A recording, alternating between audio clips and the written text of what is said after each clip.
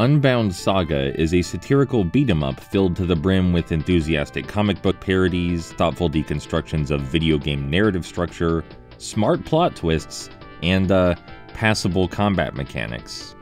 The player finds themselves controlling Rick, a comic book tough guy who's fed up with his creator shoving him through painful plotline after painful plotline, forcing him to endure endless toil with no release. That is, until he meets a new gal, Lori. Lori takes him on a whirlwind adventure to beat up a lot of dudes and beat up a lot more dudes through an increasingly complex plot that makes as little sense as possible. And that's the beauty of it. You're playing as a character living in a completely contrived storyline, and he's aware of it, and it's so charming and refreshing. It even manages to provide meaningful meta-contextual commentary on the lackluster state of beat-em-up storytelling, as well as the hierarchy through which we view the various forms of artistic media. I'm in love with the writing, to say the least. I'd put it right up there with 1990X and Kid Rad, though it strikes a far different tone than those works. It's also one of the few works of this type to have a consistent universe. Die in a fire, Free Guy. As to the gameplay though, it's solid enough. You get two playable characters, Rick and Lori. Rick is the powerhouse who can lift objects, lift enemies, and bash them into everything else. His moveset is focused around grapples and damage tanking. He's my go-to guy. Some of his more unique moves like backbreakers, attack buffs, or weapon summons require ample room to use, so you often find yourself sneaking in those abilities either in between waves or right after you've cleared space. His primary method of recovering health is to literally squeeze the life out of his foes, which also requires some room and strategic timing.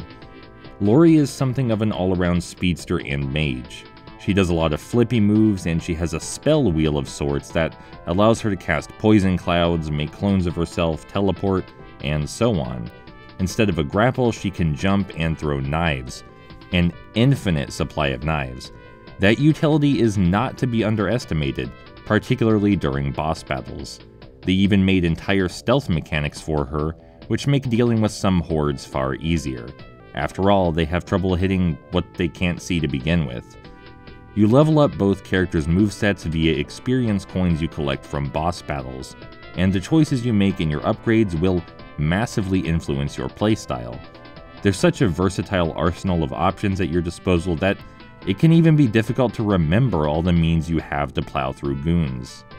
It's a proper setup for a rousing good time, but it has its downsides. Namely, it's far too easy to ignore the plethora of mechanics in favor of button mashing. I went out of my way to utilize the game's many abilities, but in all honesty, just smashing punch over and over was a perfectly viable strategy, even during some of the boss battles. I played on both medium and hard difficulties, so I shudder to think how brain-dead easy mode might be.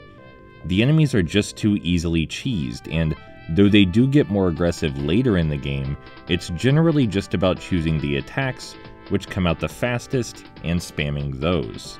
That's not to say there's no fun to be had in grappling a hapless goon and then wrestling him into a group of other goons, knocking everyone over and demolishing the environment in the process. But it'd be nice if it ever felt like the most prudent course of action. Still, it's serviceable.